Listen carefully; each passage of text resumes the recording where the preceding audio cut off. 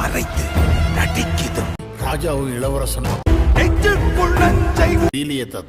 எல்லாருக்கும் வணக்கம். நான் உங்கள் சக்தி. இந்த வீடியோவில் வழக்கம் போல் டாப் 5ல் இருக்கக்கூடிய 5 அண்டர் ரேட்டடான தமிழ் படங்கள், தமிழ் சினிமா ரசிகர்கள் கவனிக்க தவறிய ஒரு 5 படங்களை தான் வந்து பார்க்க போகிறோம். வாங்க நம்ம லிஸ்ட்டுக்குள்ளே போகலாம். இதில் நம்ம முதலாவதாக பார்க்க போகிற படம் 2023 ரிலீஸ் ஆன கொன்றால் பாவம்.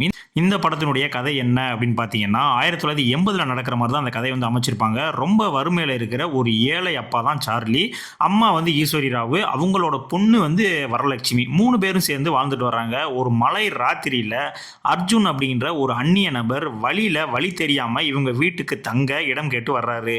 அவரும் தன்னோட பையில் நிறைய பணமும் நகையும் வச்சிருக்காரு. நிலைமை ரொம்ப கிரிட்டிக்கலான பொசிஷனுக்கு போக வறுமையில் தவிக்கிற இந்த குடும்பம் அந்த ராத்திரியிலேயே அந்த அந்நியனை கொன்னுட்டு அவனோட நகையையும் பணத்தையும் சுருட்டிடலாம்னு ஒரு கொடூரமான பிளான் போடுறாங்க.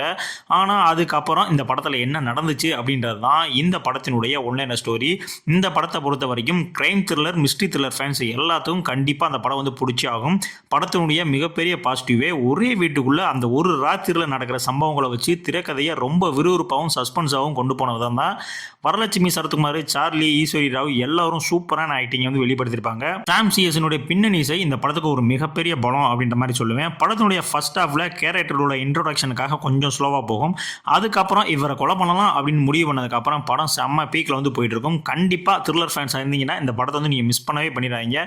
இந்த படம் உங்களுக்கு பிரைம் வீடியோவில் வந்து கிடைக்குது, சில சமயம் யூடியூப்லேயும் வந்து இருக்குது. ஸோ இதில் உங்களுக்கு எதில் பார்க்கணும் அப்படின்னா கண்டிப்பாக நம்மளை வாட்ச் பண்ணுங்கள். என்னை பொறுத்தவரைக்கும் இந்த படம் ஒரு மஸ்ட் வாட்சான படம். ரெண்டாவதாக நான் சொல்ல போகிற படம் 2022 ரிலீஸ் ஆன உடன்பால். இந்த படத்தோட கதை என்னன்னு கேட்டிங்கன்னா, சார்லி அவரோட 2 பசங்களோட ஒரே வீட்டில் வாழ்ந்து வராரு. அவரோட பையன் பரமா, பொண்ணு கண்மணி 2 பேருமே பண தேவைகளுக்காகவும் சொந்தமாக செட்டில் ஆகிறதுக்காகவும் அப்பா கிட்ட அந்த பழைய வீட்டை விற்று பணம் தர சொல்லி பிரச்சனை பண்ணுறாங்க. ஆனால் அப்பா வீட்டை விற்கவே மாட்டேன்னு பிடிவாதமாக மறுத்துடுறாரு. ஒரு நாள் எதிர்பாராத விதமாக ஒரு விபத்தில் அப்பா இறந்து போயிடுறாரு. நிலைமை ரொம்ப கிரிட்டிக்கலான பொசிஷனுக்கு போக சோகத்தில் இருக்க வேண்டிய பசங்க அரசாங்கத்திலிருந்து வர்ற அந்த விபத்துக்கான நஷ்டஈடு பணத்தை வாங்க ஆசைப்படுறாங்க. அந்த பணத்தை வாங்குறதுக்காக இவங்க போடுற பிளானு, அதில் வர்ற ட்விஸ்ட்டு, அப்புறம் அந்த பணம் இவங்களுக்கு கிடைச்சதா இல்லையாங்கிறது தான் இந்த மொத்த படத்தினுடைய ஒன்லைன் ஸ்டோரியே. இந்த படத்தை பொறுத்த வரைக்கும் டார்க் காமெடி ஜானரில் தான் அந்த படத்தை வந்து கொண்டு போயிருப்பாங்க. டார்க் காமெடி நிறைய இடத்துல வந்து ஒர்க் அவுட் ஆயிருக்கும். ஒரு ஃபேமிலியான ஒரு எமோஷனலான ஒரு ட்ராமா பார்க்கணும் அப்படின்னா கண்டிப்பான முறையில் இந்த படத்தை வந்து நீங்கள் வந்து பார்க்கலாம். அது மட்டும் இல்லை, படத்தினுடைய மிகப்பெரிய பாசிட்டிவே வந்து பார்த்தீங்கன்னா ஒரே வீட்டுக்குள்ளே கம்மியான கேரக்டரை வச்சுக்கிட்டு திரைக்கதையை ரொம்ப சுவாரஸ்யமாக வந்து கொண்டு போயிருப்பாங்க. அதுலேயும் ரைட்டிங் வேற லெவலில் வந்து இருக்கும். இந்த படம் டைரெக்டாகவே வந்து ஓடிடியில் தான் வந்து ரிலீஸ் பண்ணாங்க. பட் ரிலீஸ் பண்ணப்போ இந்த படத்துக்கு பெரும்பான்மையான வரவேற்பு வந்து கிடைக்கல. பட் கண்டிப்பான முறையில் இந்த படத்தை இப்போ நீங்கள் வாட்ச் பண்ணி பாருங்கள். உண்மையிலேயே ஒரு தரமான படம் தான். அப்போ மிஸ் பண்ணிட்டோமே அப்படின்ற மாதிரி உங்களுக்கே வந்து தோணும். இந்த படம் உங்களுக்கு ஆஹா ஓடிடியில் அவைலபிளாக இருக்குது. பார்க்கல அப்படின்னா கண்டிப்பாக அந்த படத்தை வந்து வாட்ச் பண்ணி பாருங்கள். மூணாவது நம்ம பார்க்க போகிற படம் 2019 ரிலீஸ் ஆன 100. இந்த படத்துடைய கதை என்னன்னு கேட்டிங்கன்னா, ஹீரோ அதர்வா போலீஸ் வேலை கிடைச்சும் கூட போஸ்டிங் வராததால் காத்துக்கிட்டு இருக்காரு. ஒரு வழியாக வேலை கிடைக்கும் போது அவருக்கு போலீஸ் கண்ட்ரோல் ரூமில் இருக்கிற 100 அவசர உதவி அழைப்புகளை ஏற்கும் வேலை தான் கிடைக்குது. களத்தில் இறங்கி லோக்கல் ரவுடிகள் அடிக்கணும்னு ஆசைப்பட்ட அதர்வாவுக்கு இந்த உட்கார்ந்த இடத்துலேருந்து செய்கிற வேலை ஆரம்பத்துலேருந்து ரொம்ப போர் அடிக்குது. ஆனால் அவருடைய ட்ரைனிங் முடிகிற கடைசி நாளில் ஒரு பொண்ணுக்கிட்ட இருந்து கடத்தல் சம்பந்தமாக வர்ற ஒரு விசித்திரமான ஃபோன் காலு ஒட்டுமொத்த கதையுமே வந்து மாற்றுது. அந்த ஒரு காலை வச்சுக்கிட்டு ஹீரோ இன்வெஸ்டிகேஷனில் உள்ள இறங்குறாப்புல. உண்மையிலேயே அதுக்கப்புறம் என்ன நடந்துச்சு, அவர் வந்து அந்த கேங்கெல்லாம் வந்து கண்டுபிடிச்சாரா இல்லையா அப்படின்றது தான் இந்த படத்தினுடைய ஒன்லைன் ஸ்டோரி. இந்த படத்தை பொறுத்த வரைக்கும் கிரைம் த்ரில்லர் ஃபேன்ஸாக இருந்தீங்க அப்படின்னா கண்டிப்பாக உங்களுக்கு இந்த படம் பிடிச்சே தரும். படத்தினுடைய மிகப்பெரிய பாசிட்டிவே அந்த கண்ட்ரோல் ரூமில் வர்ற ஃபோன் கால்களை வச்சு திரைக்கதையை ரொம்ப புதுசாக விறுவிறுப்பாக கொண்டு போனது தான். அதர்வா போலீஸ் யூனிஃபார்மில் ரொம்ப ஃபிட்டாக ஆக்ஷன் சீன்களை செம மாசாக சூப்பராக வந்து பண்ணியிருப்பாப்புல.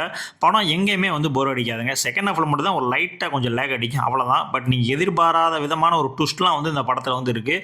ஸோ கண்டிப்பாக எல்லாருமே பார்க்க வேண்டிய ஒரு படம். ரொம்பவுமே அண்டர் ரேட்டடான ஒரு படம். எனக்கு தெரிஞ்சு இது அதர்வாவுடைய கேரியர்லேயே ஒரு பெஸ்ட் படமாக வந்துருக்க வேண்டிய படம். பட் அந்த அளவுக்கு வந்து இந்த படம் கொண்டாடப்படலை. இந்த படத்தை நீங்கள் எங்கே பார்க்கணும் அப்படின்னு வந்து பார்த்தீங்கன்னா, இந்த படம் உங்களுக்கு G5ல அவைலபிளாக இருக்குது. கண்டிப்பாக அந்த படத்தை வந்து வாட்ச் பண்ணுங்கள். அடுத்த நான் 4ஆவதாக சொல்ல போகிற படம் 2022 ரிலீஸ் ஆன கணம். ஆக்சுவலாக இந்த படம் வந்து டைரக்ட் தமிழ் படம் கிடையாது, ஒரு தெலுங்கு படம் தான். பட் தமிழையும் டப் பண்ணி கணம் அப்படின்ற டைட்டில் வந்து விட்டாங்க. இந்த படத்தினுடைய கதை என்னன்னு கேட்டிங்கன்னா, ஹீரோ சர்வானந்த் சின்ன வயசுலேயே ஒரு விபத்தில் அவரோட அம்மாவான அமலாவை இழந்துடுறாரு. அந்த சோகத்திலேயே வளர்ற அவரால் மியூசிக்கில் பெருசாக ஜெயிக்க முடியாமல் கஷ்டப்படுறாரு. அதே மாதிரி அவருடைய 2 நண்பர்களும் வாழ்க்கையில் ஏகப்பட்ட பிரச்சனைகள். இவங்க 3 பேரும் தன்னுடைய கடந்த காலத்தில் நடந்த சில விஷயங்களை மாற்றணும்னு ஆசைப்படும் போது நாசர்னு ஒரு சயின்டிஸ்ட் அறிமுகமாகிறாரு. அவர் கண்டுபிடிச்ச டைம் மிஷின் மூலமாக இவங்க 3 பேரையும் 1998ஆம் வருஷத்துக்கு, அதாவது இவங்களுடைய சின்ன வயசு காலத்துக்கே திரும்பி அனுப்புகிறாரு. நிலைமை ரொம்ப கிரிட்டிக்கலான பொசிஷனுக்கு போக கடந்த காலத்துக்கு போன ஹீரோ தன்னோட அம்மாவோட சாவை தடுத்து அவங்கள காப்பாற்றினாரா, அதனால் இவங்களுடைய நிகழ்கால வாழ்க்கை என்னென்ன மாற்றங்கள்லாம் நடந்துச்சு. இந்த படத்தினுடைய சயின்ஸ் ஃபிக்ஷன் கலந்த எமோஷனல் ட்ராமா தான் இந்த படத்தினுடைய ஒன்லைனர் ஸ்டோரி. இந்த படத்தை பொறுத்த வரைக்கும் டைம் ட்ராவல், சயின்ஸ் ஃபிக்ஷன் மற்றும் மதர் சென்டிமெண்ட்னு எல்லாத்தையும் மாற்றுக்கட்டில் போட்டு பொழந்து கட்டியிருப்பானுங்க. மெயினாக பார்த்தீங்கன்னா இந்த படத்தில் ஹீரோக்கும் அந்த அம்மா கேரக்டருக்குமான அந்த எமோஷனல் பாண்டிங் தான் இந்த படத்தினுடைய வெற்றிக்கான ஒரு மிகப்பெரிய காரணம். அந்த அளவுக்கு ரொம்பவுமே கனெக்ட் ஆகும். படத்தில் அந்த டைம் டிராவல் அப்படின்ற விஷயத்தையும் நல்லாவே யூஸ் பண்ணியிருப்பாங்க. எந்த இடத்துலையும் லாஜிக் மிஸ் ஆகிற மாதிரி தெரியவே தெரியாது. ஆனால் இது ஒரு நார்மலான ஒரு மெலோ ட்ராமா மாதிரி தான் இந்த படம் போகும். இதை நான் ஸ்டார்டிங்லேயே சொல்லிடுறேன். இந்த படத்தை நீங்கள் எங்கே பார்க்கணும் அப்படின்னா, சோனி லிவ்வில் உங்களுக்கு இந்த படம் தமிழ்லேயே அவைலபிளாக இருக்குது. பார்க்கல அப்படின்னா கண்டிப்பாக இந்த மாதிரியான ஒரு டைம் டிராவல் படத்தை பார்த்து என்ஜாய் பண்ணுங்கள். அடுத்து நம்ம ஃபைனலாக பார்க்க போகிற படம் 1993 ரிலீஸ் ஆன கிளிப்பேச்சு கேட்கவா. இந்த படத்தினுடைய கதை என்னன்னு கேட்டிங்கன்னா, ஹீரோ மம்முட்டி ஒரு ஊருக்கு புதுசாக வாத்தியாராக வேலைக்கு வர்றாரு. அவர் தங்குறதுக்காக ஒரு பழைய பங்களாவை ஒதுக்குறாங்க. ஆனால் அந்த பங்களாவில் ஒரு பொண்ணோட ஆவி இருக்கணும், அங்கே தங்குறவங்க யாரும் உயிருடன் தப்ப முடியாதுன்னு ஊர் மக்கள் பயமுறுத்துறாங்க. பயந்துட்டே அந்த வீட்டுக்கு போகிற மம்முட்டிக்கும் உண்மையிலே அங்கே ஒரு பெண்ணோட ஆவி இருக்கிறது தெரிய வருது. ஆனால் அந்த ஆவி யாரையும் பயமுறுத்தாமல் ரொம்ப ஜாலியாக மம்முட்டி கூட பழக ஆரம்பிக்குது.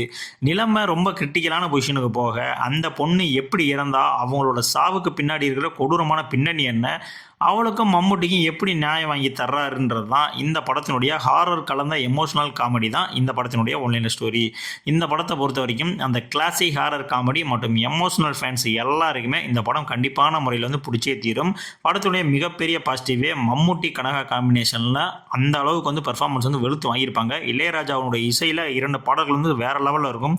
இந்த பாட்டை நீங்கள் கேட்ட பிறகு தான் தெரியும், ஓ இந்த படத்தில் தான் இந்த பாட்டா அப்படின்னு. அந்த அளவுக்கு சூப்பரான ஒரு கம்போசிங் இந்த படத்தை கொடுத்துருப்பாங்க. எந்த இடத்துலையுமே தொய்வு இல்லாமல் தான் அந்த படம் மூவ் ஆகிட்டே இருக்கும். அதே சமயம் காமெடி கலந்தும் இந்த படம் டிராவல் ஆகிட்டே இருக்கும். கிளைமேக்ஸில் இந்த படம் பார்த்து முடிச்சதுக்கு அப்புறம் கண்டிப்பாக இந்த படம் உங்கள் மண்டைக்குள்ளே ஒரு நாளாவது ஓடிக்கிட்டே இருக்கும். அந்த மாதிரியான ஒரு டைரக்ஷனை, அந்த மாதிரியான ஒரு ஸ்க்ரீன் பிளேவை ஃபாசில் இந்த படத்தில் வச்சிருப்பாப்புல.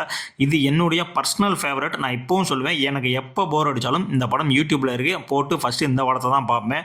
அந்த அளவுக்கு இந்த படம் ஒரு தரமான படம். நீங்களும் இன்னும் அந்த படம் பார்க்கல அப்படின்னா கண்டிப்பாக யூடியூப்பில் போய் கண்டிப்பான முறையில் இந்த படத்தை வாட்ச் பண்ணுங்கள்.